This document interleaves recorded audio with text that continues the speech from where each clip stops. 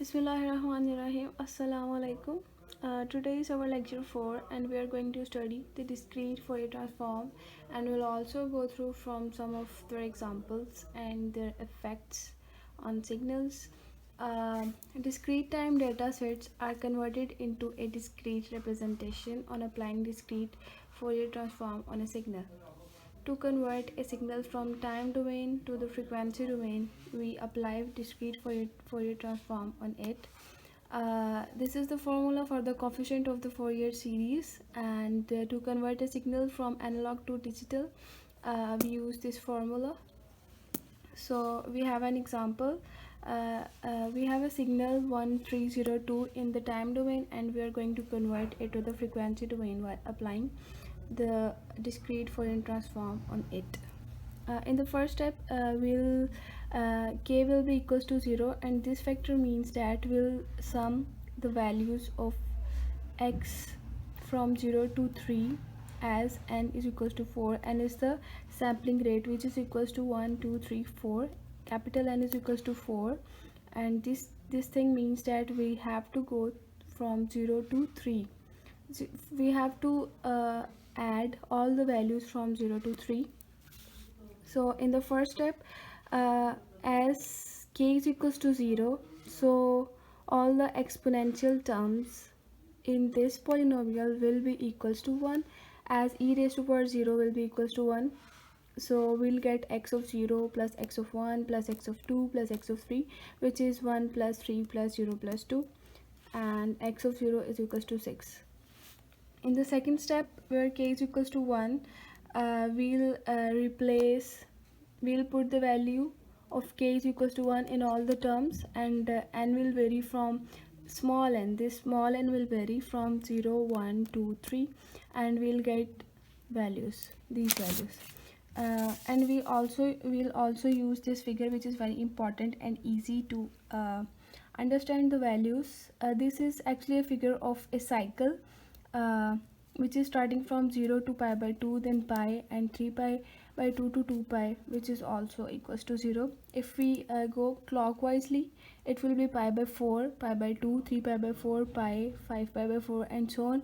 And if we go anti-clockwise,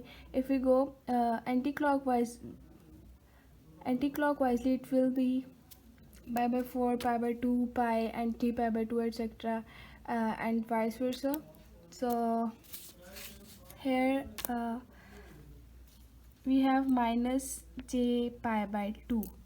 So minus, as we have minus, this means we have to use this in the clockwise direction.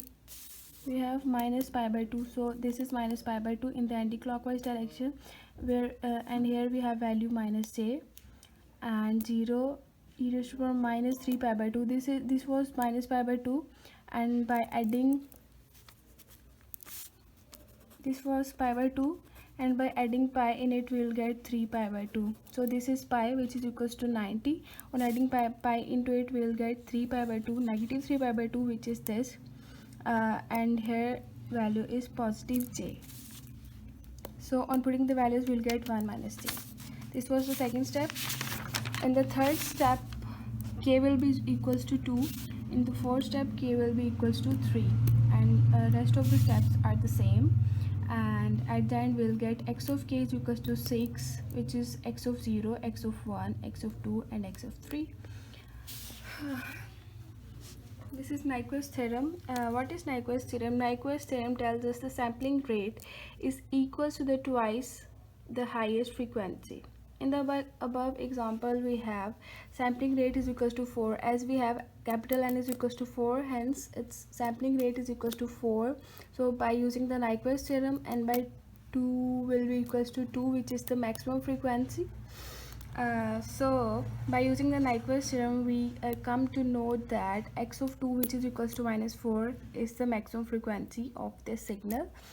So after maximum frequency, the lower frequency must be the conjugate of the upper. We can see from the above example that this was our maximum frequency. This is the lower frequency, which is the conjugate of the upper one.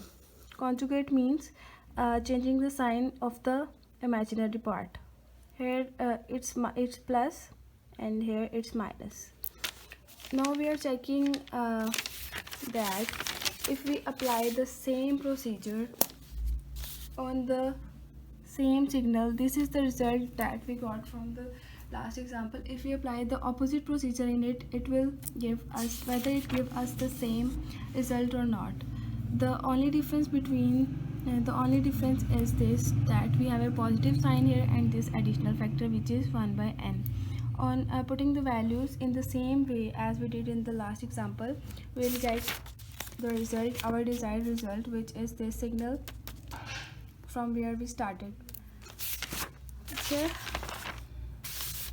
now we are checking, this was our original signal. In the signal 1 we have discarded the lower frequency, which was 6, and in the signal 2 we have discarded the maximum frequency, which was -4. We have discarded it and it has become 0. On applying the formula that we did in the first example, we get the result this corresponding to the original signal, and this of the signal 1, and this for the signal 2.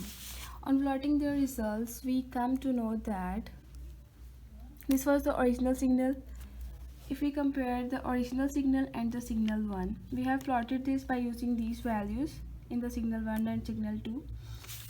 Here we have discarded the minimum frequency, which was 6. How it have affect the signal? Only the amplitude decreases. The shape of the signal is same, only its amplitude has decreased. And fluctuations, what are the fluctuations? Fluctuations are actually the frequency. What is frequency? That how a signal is varying, with how much speed.